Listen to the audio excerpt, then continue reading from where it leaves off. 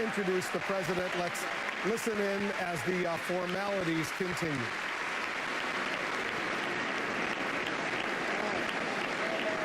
Thank you. Hey. Thank you. Thank you.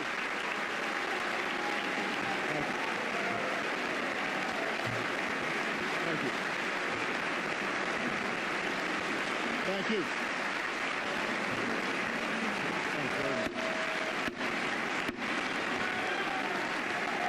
Thank you. Do I give you a seat right here? Oh, I think I got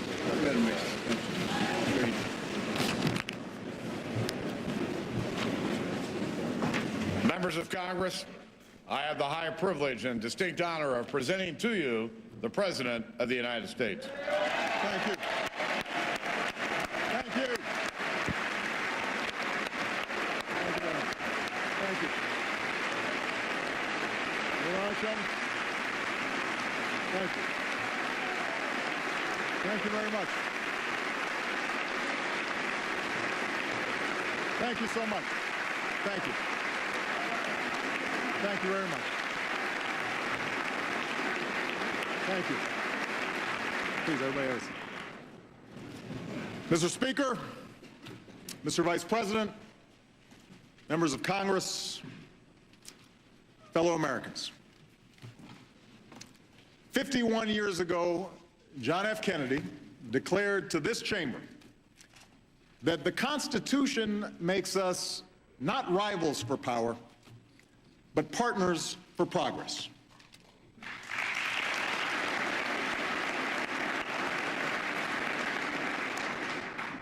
It is my task, he said, to report the State of the Union. To improve it is the task of us all. Tonight, thanks to the grit and determination of the American people, there is much progress to report. After a decade of grinding war, our brave men and women in uniform are coming home.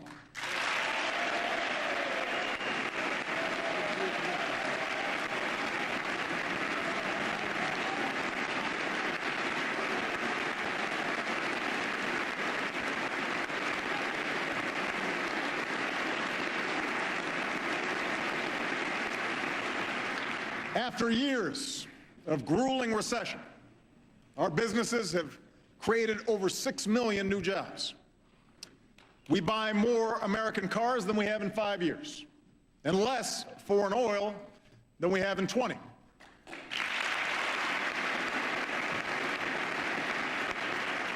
Our housing market is healing, our stock market is rebounding, and consumers, patients, and homeowners enjoy stronger protections than ever before. So, together, we have cleared away the rubble of crisis. And we can say with renewed confidence that the state of our union is stronger.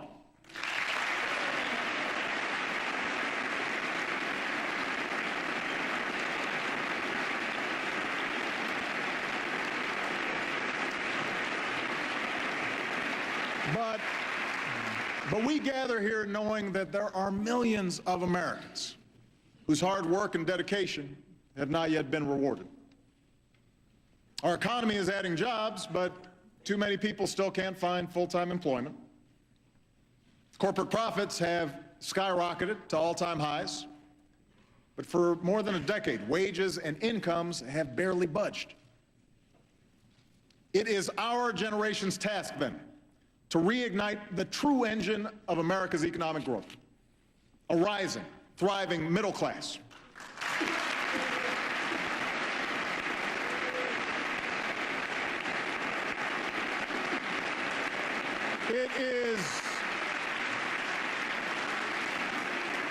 It is our unfinished task to restore the basic bargain that built this country.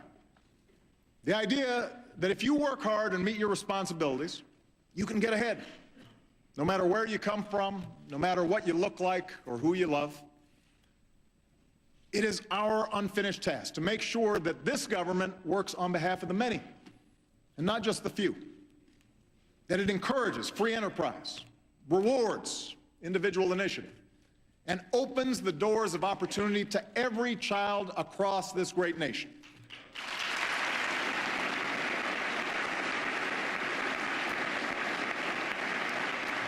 The American people don't expect government to solve every problem.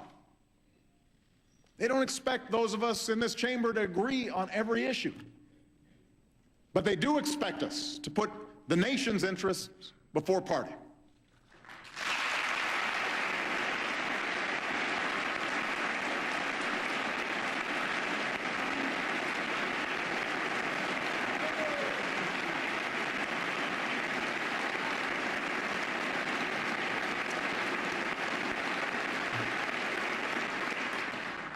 They do expect us to forge reasonable compromise where we can.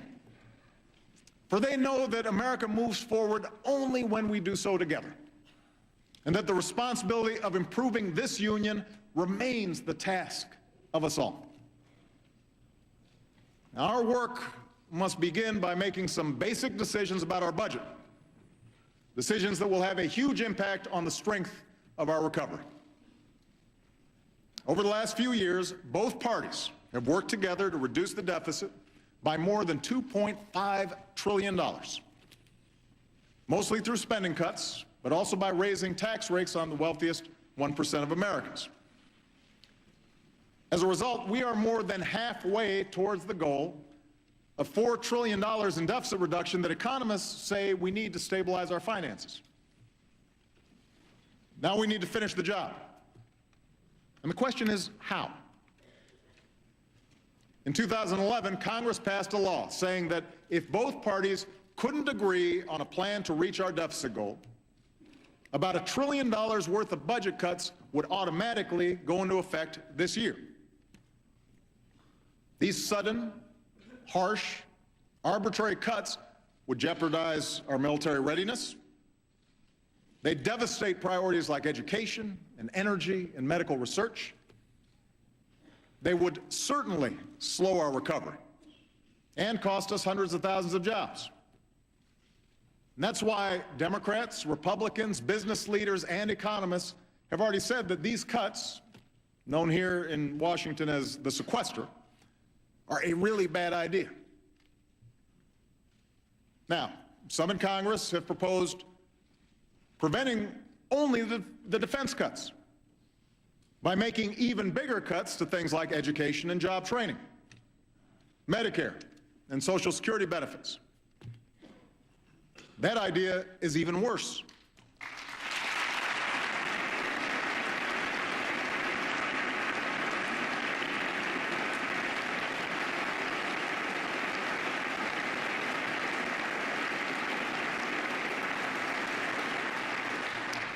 Yes, the biggest driver of our long-term debt is the rising cost of health care for an aging population.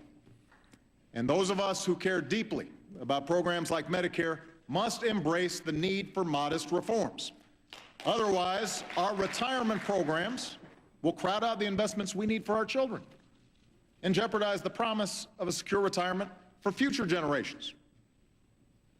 But we can't ask senior citizens and working families to shoulder the entire burden of deficit reduction while asking nothing more from the wealthiest and the most powerful.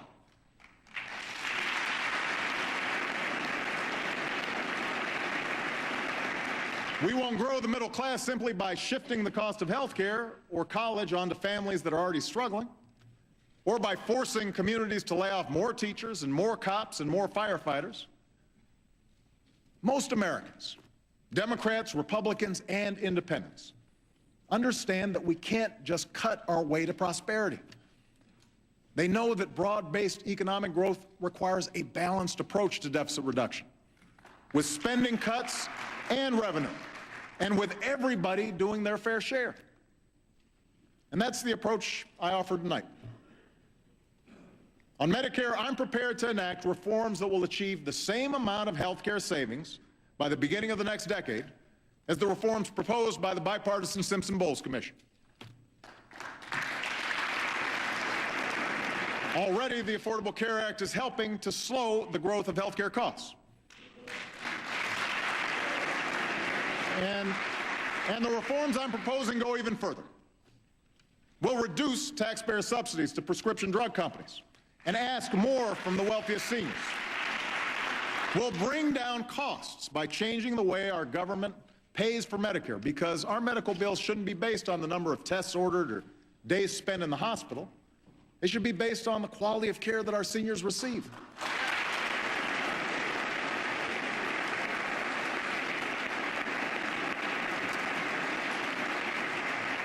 And I am open to additional reforms from both parties, so long as they don't violate the guarantee of a secure retirement.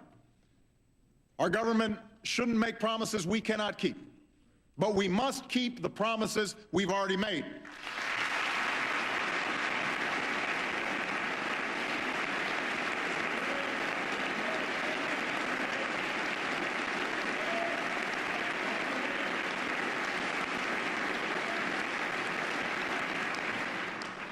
To hit the rest of our deficit reduction target, we should do what leaders in both parties have already suggested and save hundreds of billions of dollars by getting rid of tax loopholes and deductions for the well-off and the well-connected. After all, why would we choose to make deeper cuts to education and Medicare just to protect special interest tax breaks? How is that fair? Why is it that deficit reduction is a big emergency, justifying making cuts in Social Security benefits but not closing some loopholes? How does that promote growth? Now is our best chance for bipartisan, comprehensive tax reform that encourages job creation and helps bring down the deficit.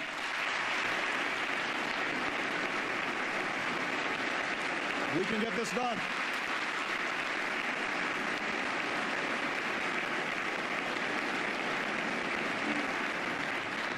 The American people deserve a tax code that helps small businesses spend less time filling out complicated forms and more time expanding and hiring. A tax code that ensures billionaires with high-powered accountants can't work the system and pay a lower rate than their hard-working secretaries. A tax code that lowers incentives to move jobs overseas and lowers tax rates for businesses and manufacturers that are creating jobs right here in the United States of America. That's what tax reform can deliver. That's what we can do together.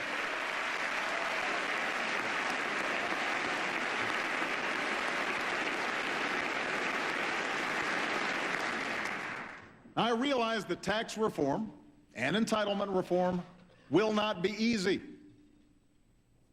The politics will be hard for both sides. None of us will get 100% of what we want. But the alternative will cost us jobs, hurt our economy, visit hardship on millions of hard-working Americans. So let's set party interests aside and work to pass a budget that replaces reckless cuts with smart savings and wise investments in our future. And let's do it without the brinksmanship that stresses consumers and scares off investors. The greatest nation on earth cannot keep conducting its business by drifting from one manufactured crisis to the next. We can't do it.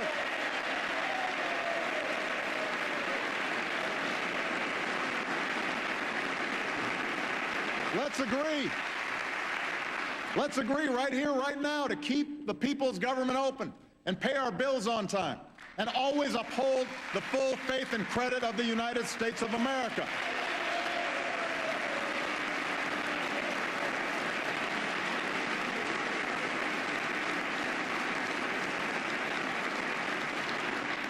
The American people have worked too hard for too long, rebuilding from one crisis to see their elected officials cause another.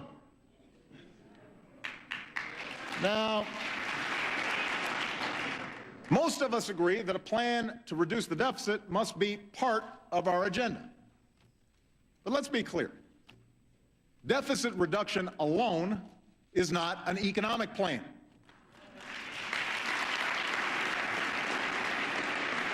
A growing economy that creates good middle-class jobs That must be the North Star that guides our efforts.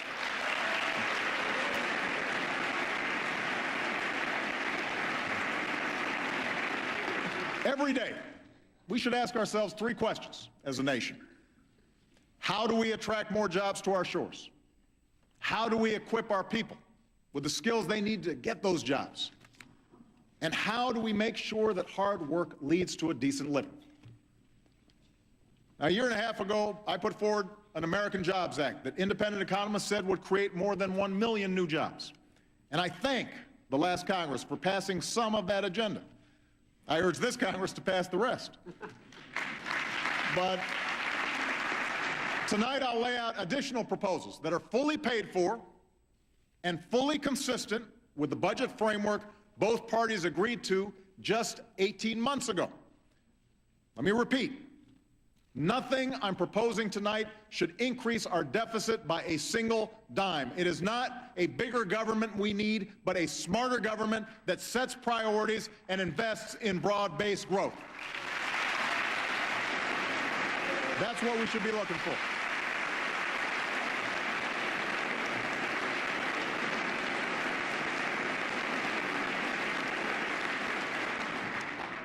Our first priority is making America a magnet for new jobs in manufacturing. After shedding jobs for more than 10 years, our manufacturers have added about 500,000 jobs over the past 3. Caterpillar is bringing jobs back from Japan. Ford is bringing jobs back from Mexico. And this year, Apple will start making Macs in America again.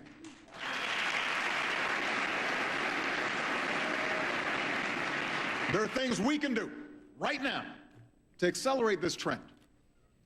Last year, we created our first Manufacturing Innovation Institute in Youngstown, Ohio. A once shuttered warehouse is now a state-of-the-art lab where new workers are mastering the 3D printing that has the potential to revolutionize the way we make almost everything. There's no reason this can't happen in other towns. So tonight, I'm announcing the launch of 3 more of these manufacturing hubs, where businesses will partner with the Department of Defense and Energy to turn regions left behind by globalization into global centers of high-tech jobs. And I ask this Congress to help create a network of 15 of these hubs and guarantee that the next revolution in manufacturing is made right here in America. We can get that done.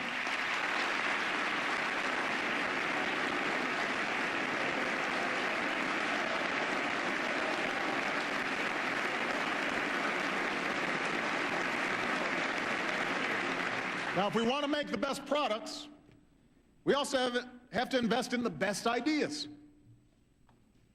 Every dollar we invested to map the human genome returned $140 to our economy. Every dollar. Today, our scientists are mapping the human brain to unlock the answers to Alzheimer's. They're developing drugs to regenerate damaged organs, devising new materials to make batteries 10 times more powerful. Now is not the time to gut these job-creating investments in science and innovation. Now is the time to reach a level of research and development not seen since the height of the space race. We need to make those investments.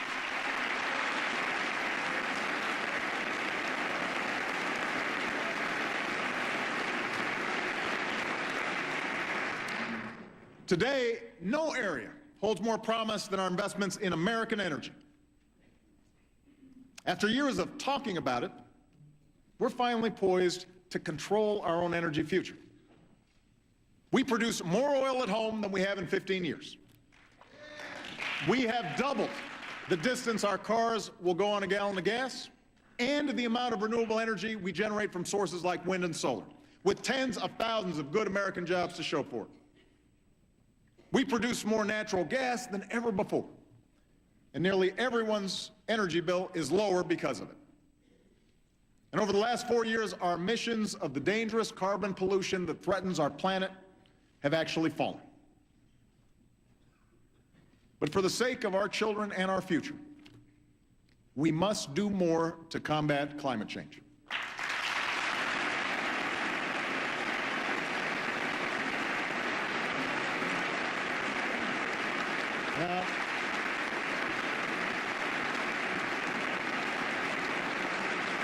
Now, It's true that no single event makes a trend. But the fact is, the 12 hottest years on record have all come in the last 15. Heat waves, droughts, wildfires, floods, all are now more frequent and more intense. We can choose to believe that Superstorm Sandy and the most severe drought in decades and the worst wildfires some states have ever seen were all just a freak coincidence. Or we can choose to believe in the overwhelming judgment of science and act before it's too late.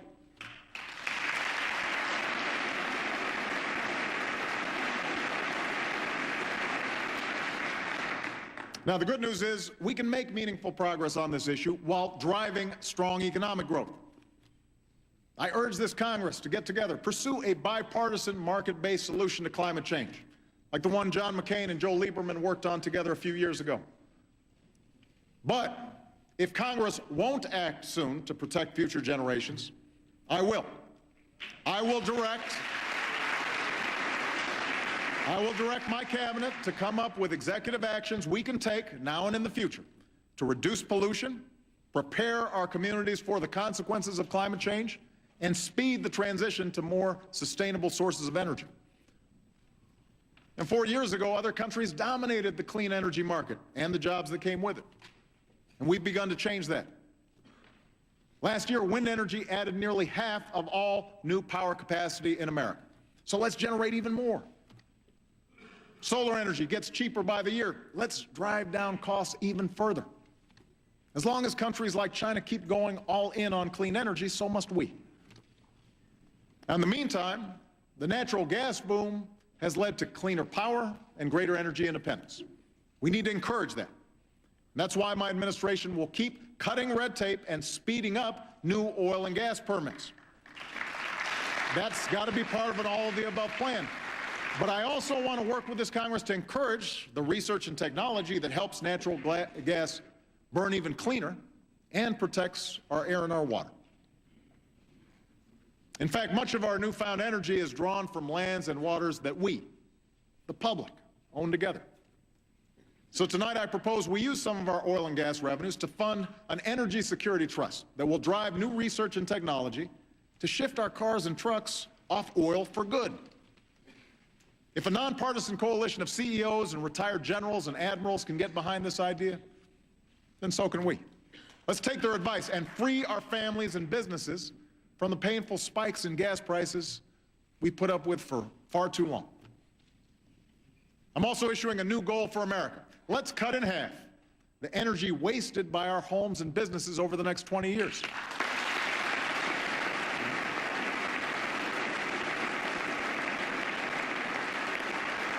We'll work with the states to do it. Those states with the best ideas to create jobs and lower energy bills by constructing more efficient buildings will receive federal support to help make that happen. America's energy sector is just one part of an aging infrastructure badly in need of repair. Ask any CEO where they'd rather locate and hire. A country with deteriorating roads and bridges, or one with high-speed rail and internet, high-tech schools, self-healing power grids. The CEO of Siemens America, a company that brought hundreds of new jobs to North Carolina, said that if we upgrade our infrastructure, they'll bring even more jobs. And that's the attitude of a lot of companies all around the world. And I know you want these job-creating projects in your district. I've seen all those ribbon cuttings.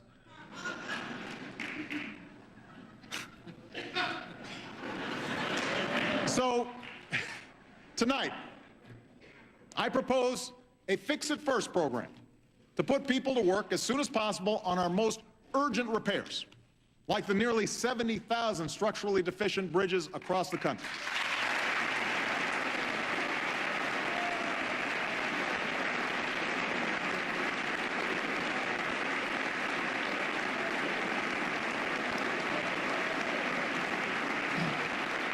And to make sure taxpayers don't shoulder the whole burden, I'm also proposing a partnership to rebuild America that attracts private capital to upgrade what our businesses need most.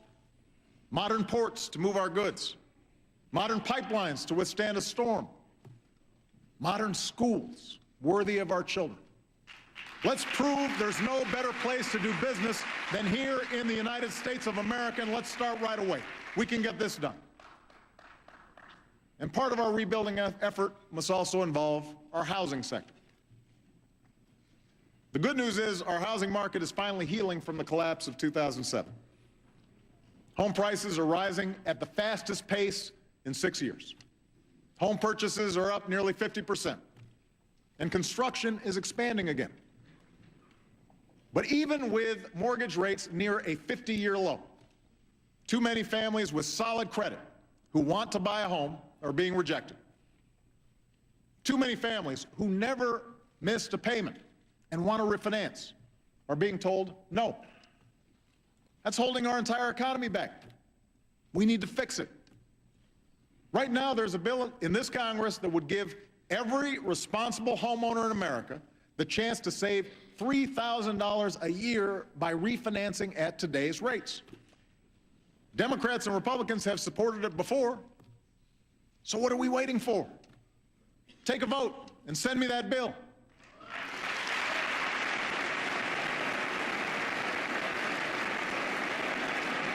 Why would we be against that?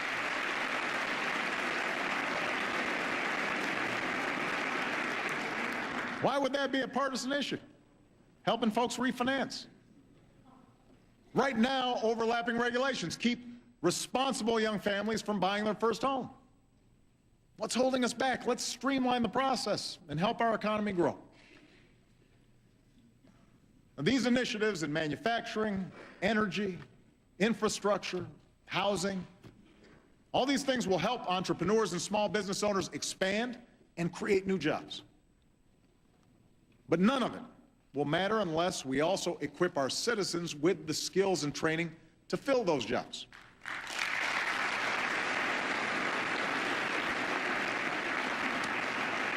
And that has to start at the earliest possible age.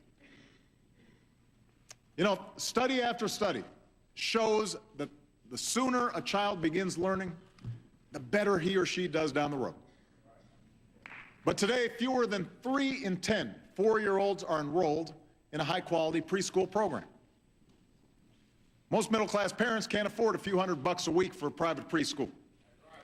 And for poor kids who need help the most, this lack of access to preschool education can shadow them for the rest of their lives.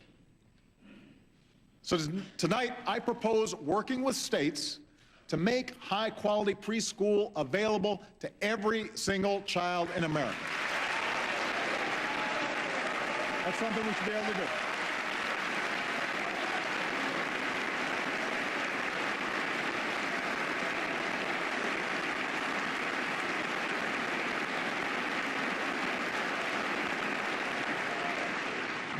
Every dollar we invest in high-quality early childhood education can save more than $7 later on by boosting graduation rates, reducing teen pregnancy, even reducing violent crime.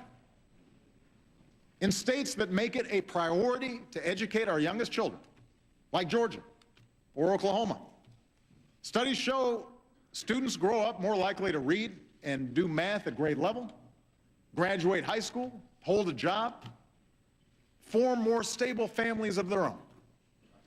We know this works. So let's do what works and make sure none of our children start the race of life already behind. Let's give our kids that chance.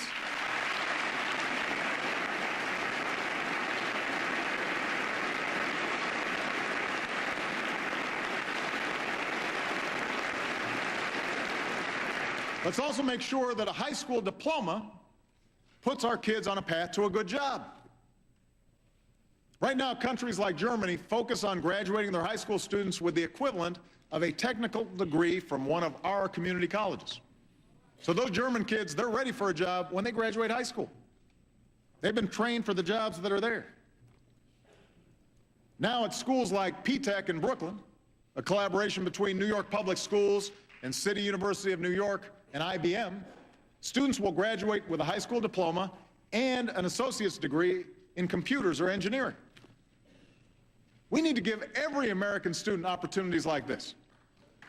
And 4 years ago, 4 years ago, we started Race to the Top, a competition that convinced almost every state to develop smarter curricula and higher standards, all for about 1% of what we spend on education each year. Tonight, I'm announcing a new challenge: to redesign America's high schools so they better equip graduates for the demands of a high-tech economy. And we'll reward schools that develop new partnerships with colleges and employers, and create classes that focus on science, technology, engineering, and math. The skills today's employers are looking for to fill the jobs that are there right now and will be there in the future. Now, even with better high schools, most young people will need some higher education. It's a simple fact. The more education you've got, the more likely you are to have a good job and work your way into the middle class. But today's skyrocketing costs price too many young people out of a higher education, or saddle them with unsustainable debt. Through tax credits, grants, and better loans, we've made college more affordable for millions of students and families over the last few years. But taxpayers can't keep on subsidizing higher and higher and higher costs for higher education. Colleges must do their part to keep costs down, and it's our job to make sure that they do.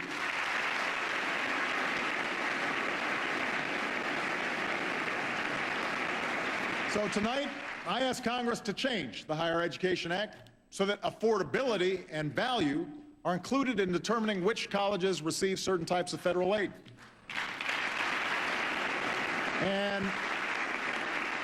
And tomorrow, my administration will release a new college scorecard that parents and students can use to compare schools based on a simple criteria: where you can get the most bang for your educational buck. Now, to grow our middle class, our citizens have to have access to the education and training that today's jobs require. But we also have to make sure that America remains a place where everyone who's willing to work, everybody who's willing to work hard, has the chance to get ahead. Our economy is stronger when we harness the talents and ingenuity of striving, hopeful immigrants. And right now, leaders from the business, labor, law enforcement, faith communities, they all agree that the time has come to pass comprehensive immigration reform. Now's the time to do it. Now's the time to get it done. Now's the time to get it done.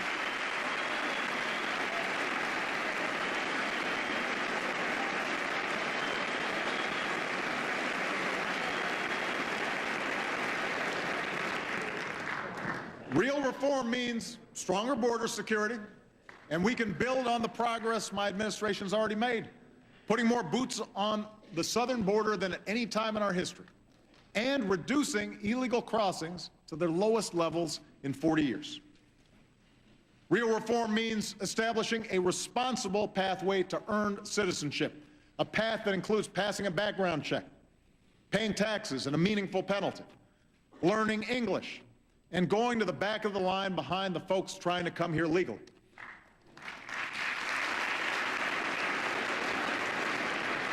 And real reform means fixing the legal immigration system to cut waiting periods and attract the highly skilled entrepreneurs and engineers that will help create jobs and grow our economy.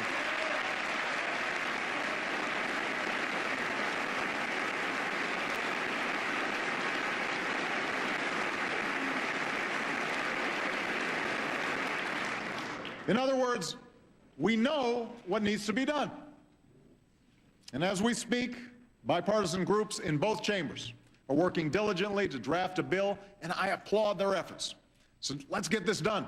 Send me a comprehensive immigration reform bill in the next few months, and I will sign it right away, and America will be better for it.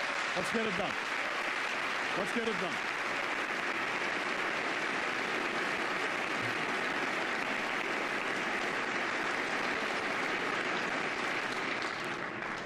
But we can't stop there. We know our economy is stronger when our wives, our mothers, our daughters can live their lives free from discrimination in the workplace and free from the fear of domestic violence. Today, the Senate passed the Violence Against Women's Act that Joe Biden originally wrote almost 20 years ago, and I now urge the House to do the same. Good job, Joe.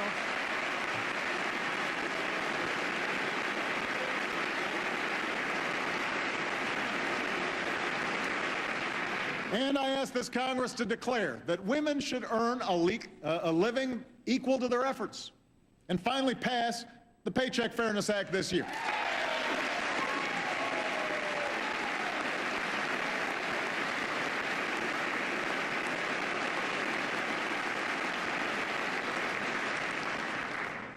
We know our economy is stronger when we reward an honest day's work with honest wages. But today, a full-time worker making the minimum wage earns $14,500 a year,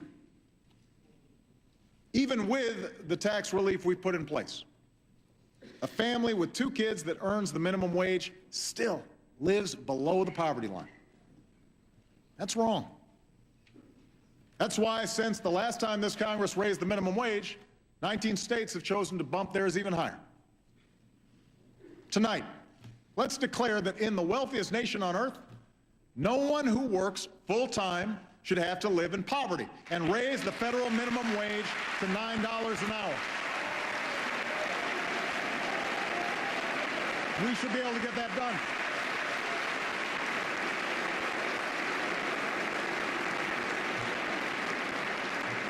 This single step would raise the incomes of millions of working families. It could mean the difference between groceries or the food bank, rent or eviction, scraping by or finally getting ahead. For businesses across the country, it would mean customers with more money in their pockets. And a whole lot of folks out there would probably need less help from government. In fact, working folks shouldn't have to wait year after year for the minimum wage to go up, while CEO pay has never been higher. So here's an idea that Governor Romney and I actually agreed on last year. Let's tie the minimum wage to the cost of living so that it finally becomes a wage you can live on.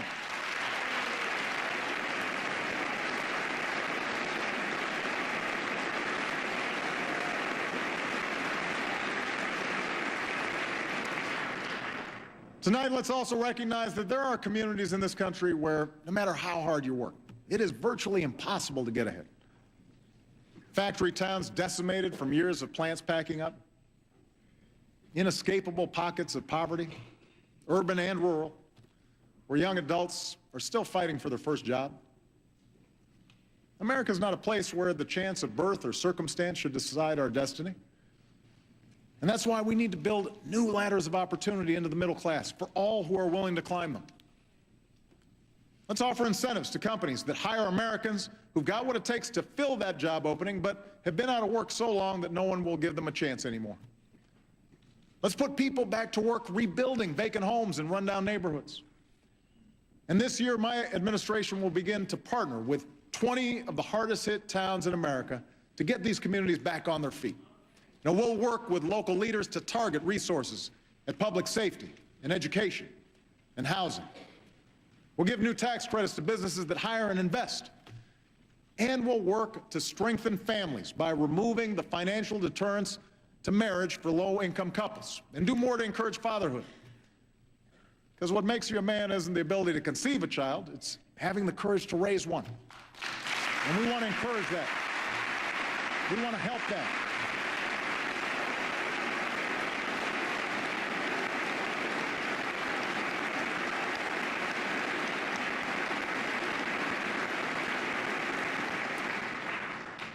Stronger families, stronger communities, a stronger America.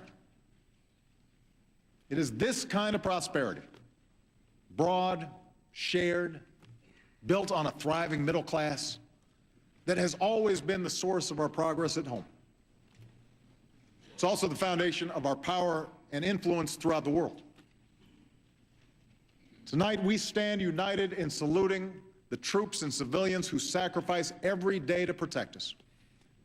Because of them, we can say with confidence that America will complete its mission in Afghanistan and achieve our objective of defeating the core of al-Qaeda.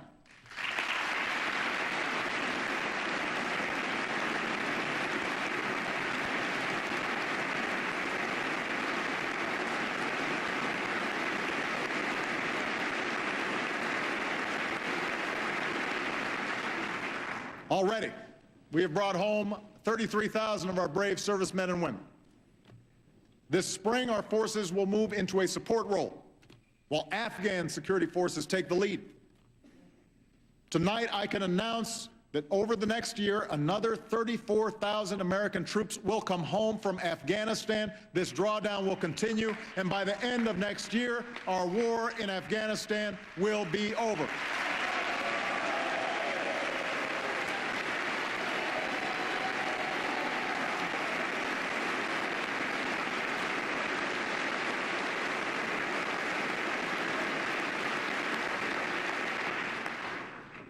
Beyond 2014, America's commitment to a unified and sovereign Afghanistan will endure.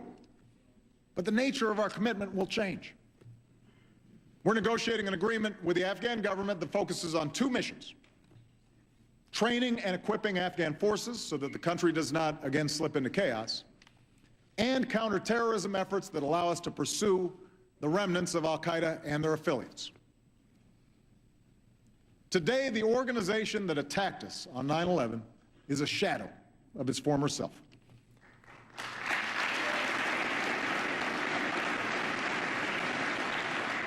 It's true, different al-Qaeda affiliates and extremist groups have emerged from the Arabian Peninsula to Africa.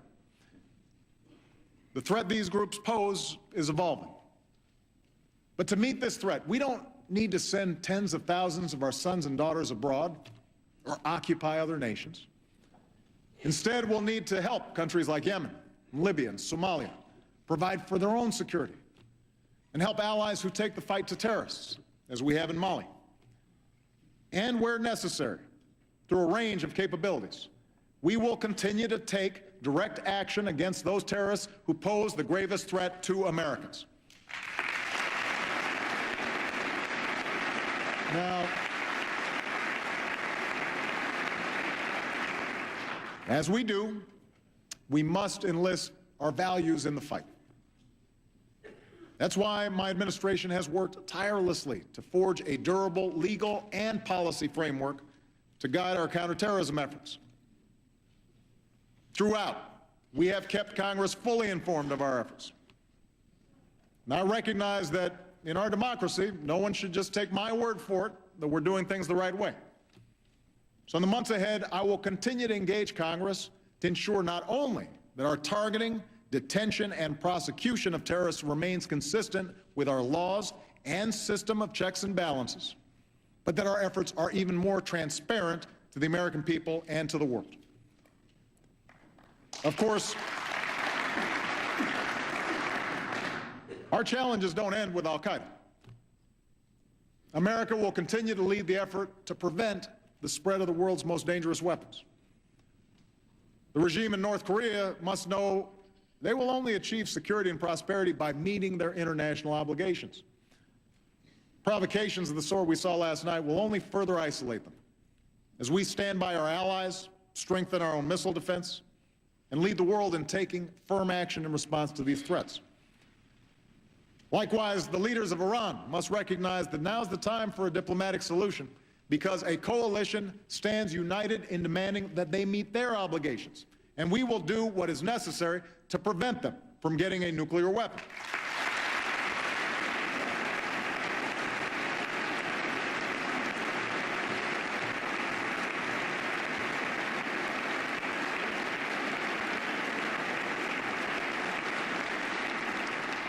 At the same time, we'll engage Russia to seek further reductions in our nuclear arsenals and continue leading the global effort to secure nuclear materials that could fall into the wrong hands.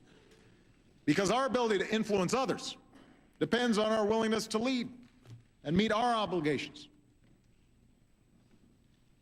America must also face the rapidly growing threat from cyber attacks. Now, we know hackers steal people's identities and infiltrate private emails. We know foreign countries and companies swipe our corporate secrets. Now our enemies are also seeking the ability to sabotage our power grid, our financial institutions, our air traffic control systems. We cannot look back years from now and wonder why we did nothing in the face of real threats to our security and our economy. And that's why earlier today, I signed a new executive order that will strengthen our cyber defenses by increasing information sharing and developing standards to protect our national security, our jobs, and our privacy.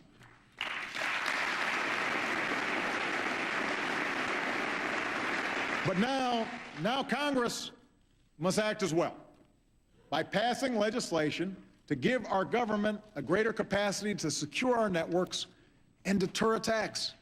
This is something we should be able to get done on a bipartisan basis.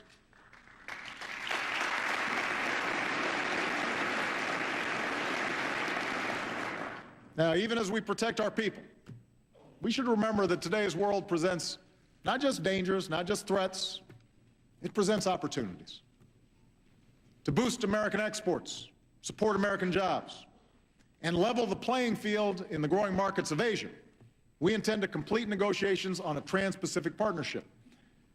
And tonight I'm announcing that we will launch talks on a comprehensive transatlantic trade and investment partnership with the European Union, because trade that is fair and free across the Atlantic supports millions of good-paying American jobs.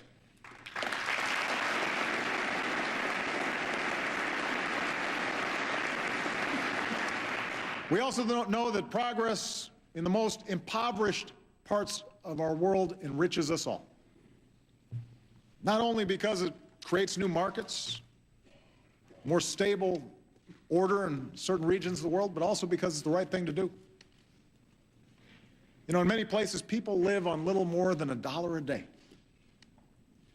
So the United States will join with our allies to eradicate such extreme poverty in the next 2 decades by connecting more people to the global economy, by empowering women, by giving our young and brightest minds new opportunities to serve, and helping communities to feed, empower, and educate themselves, by saving the world's children from preventable deaths, and by realizing the promise of an AIDS-free generation, which is within our reach.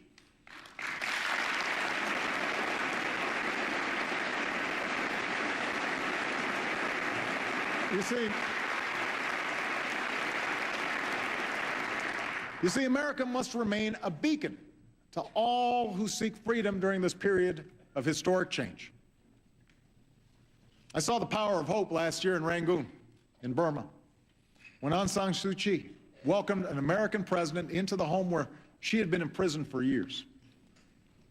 When thousands of Burmese lined the streets waving American flags, including a man who said, "There is justice and law in the United States. I want our country to be like that." In defense of freedom, we'll remain the anchor of strong alliances from the Americas to Africa, from Europe to Asia. In the Middle East, we will stand with citizens as they demand their universal rights and support stable transitions to democracy.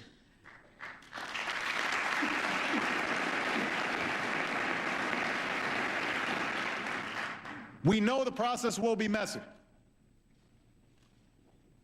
and we cannot presume to dictate the course of change in countries like Egypt, but we can and will insist on respect for the fundamental rights of all people. We'll keep the pressure on a Syrian regime that has murdered its own people and support opposition leaders that respect the rights of every Syrian. And we will stand steadfast with Israel in pursuit of security and a lasting peace.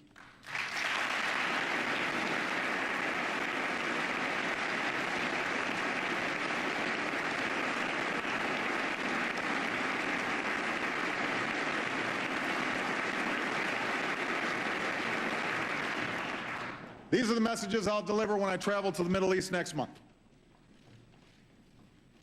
And all this work depends on the courage and sacrifice of those who serve in dangerous places at great personal risk. Our diplomats, our intelligence officers, and the men and women of the United States Armed Forces.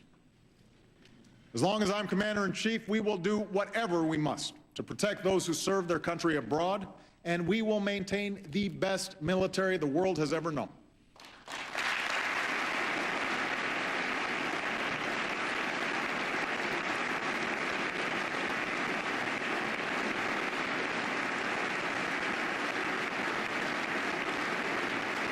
We'll invest in new capabilities, even as we reduce waste and wartime spending.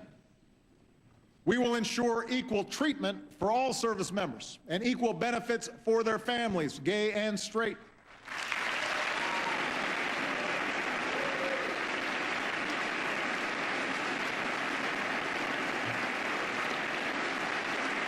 We will draw upon the courage and skills of our sisters and daughters and moms, because women have proven under fire that they are ready for combat. We will keep faith with our veterans, investing in world-class care, including mental health care, for our wounded warriors.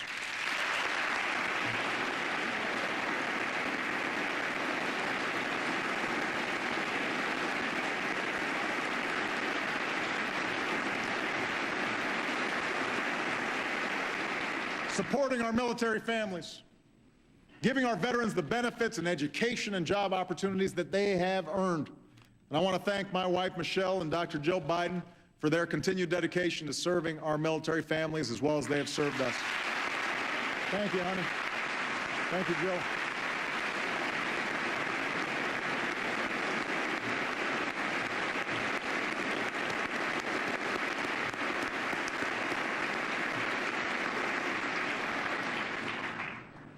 Defending our freedom, though, is not just the job of our military alone. We must all do our part to make sure our God-given rights are protected here at home. That includes one of the most fundamental rights of a democracy, the right to vote. Now,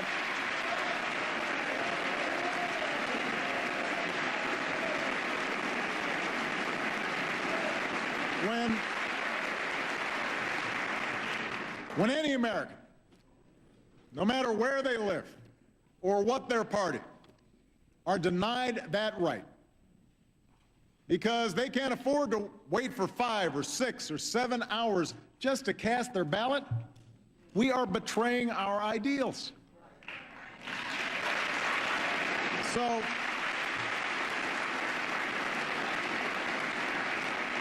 tonight I'm announcing a nonpartisan commission to improve the voting experience in America, and it definitely needs improvement. I'm asking 2 longtime experts in the field who, by the way, recently served as the top attorneys for my campaign and for Governor Romney's campaign, to lead it. We can fix this, and we will. The American people demand it, and so does our democracy.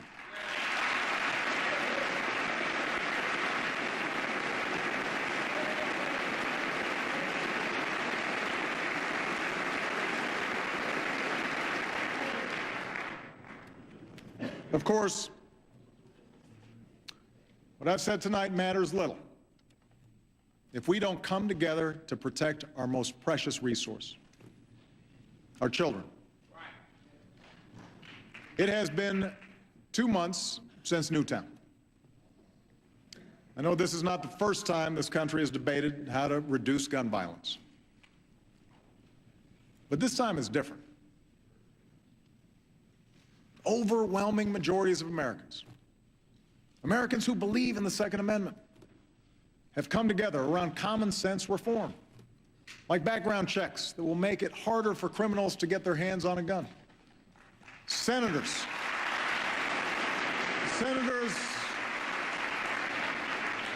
of both parties are working together on tough new laws to prevent anyone from buying guns for resale to criminals.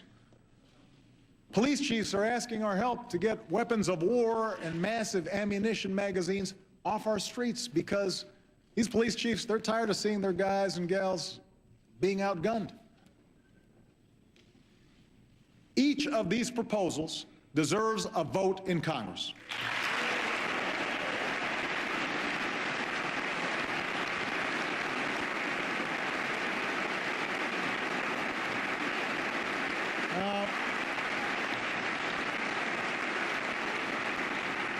If you want to vote no, that's your choice. But these proposals deserve a vote. Because in the 2 months since Newtown, more than 1,000 birthdays, graduations, anniversaries have been stolen from our lives by a bullet from a gun. more than 1,000. One of those we lost was a young girl named Hadiya Pendleton. She was 15 years old. She loved fig Newtons and lip gloss. She was a majorette.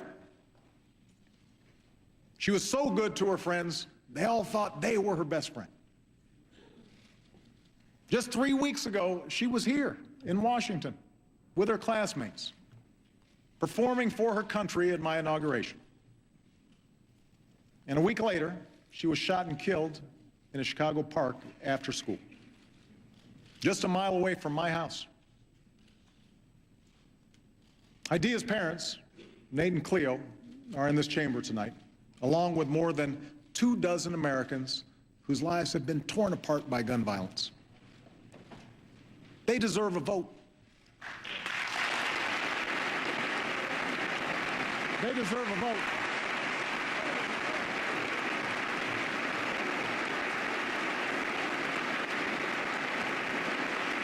They deserve a vote.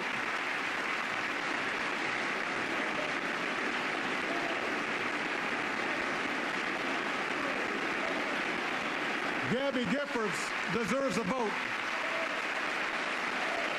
The families of Newtown deserve a vote.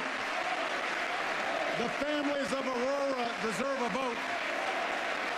The families of Oak Creek and Tucson and Blacksburg and the countless other communities ripped open by gun violence, they deserve a simple vote.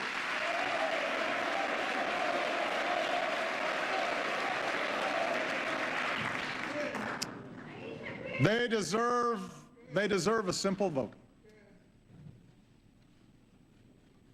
Our actions will not prevent every senseless act of violence in this country.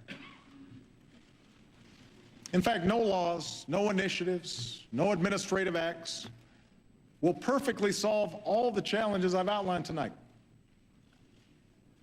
But we were never sent here to be perfect. We were sent here to make what difference we can, to secure this nation, expand opportunity, uphold our ideals through the hard, often frustrating, but absolutely necessary work of self-government.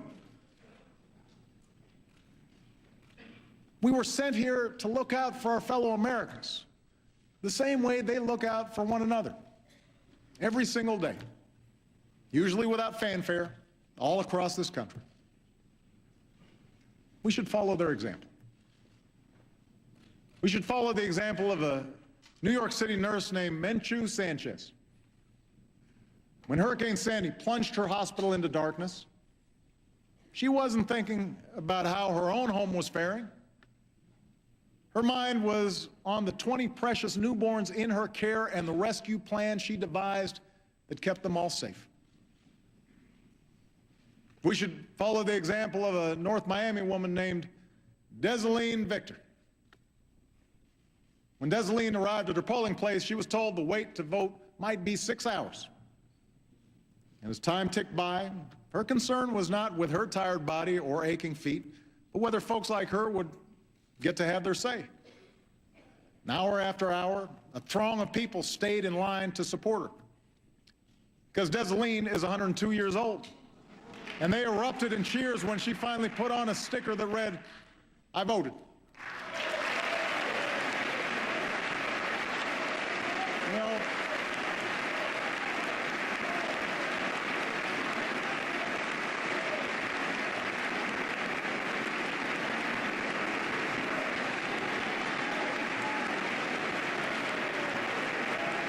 there's Desaline.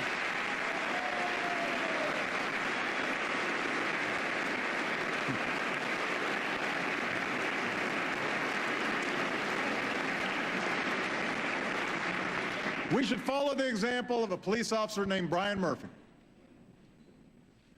When a gunman opened fire on a Sikh temple in Wisconsin, Brian was the first to arrive, and he did not consider his own safety. He fought back until help arrived and ordered his fellow officers to protect the safety of the fellow Americans worshiping inside, even as he lay bleeding from 12 bullet wounds. And when asked how he did that, Brian said, "That's just the way we're made. That's just the way we're made."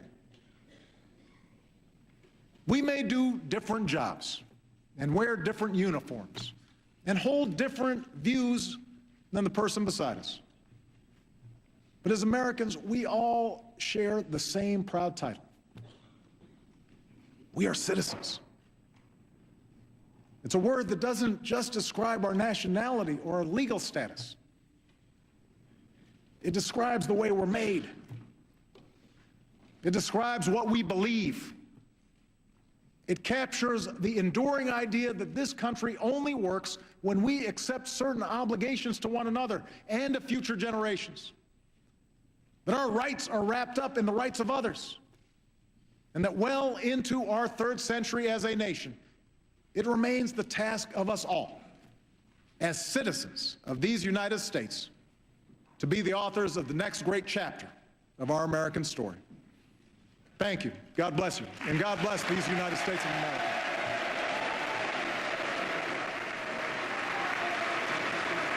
All right, so there he is, the President of the United States, delivering a wide-ranging, more than 1 hour State of the Union address on a whole host of domestic and national security issues. The President now will make his way out of the chamber. Once he does, a few minutes after that, we'll get the Republican response from Senator Marco Rubio of Florida. But we're also following some breaking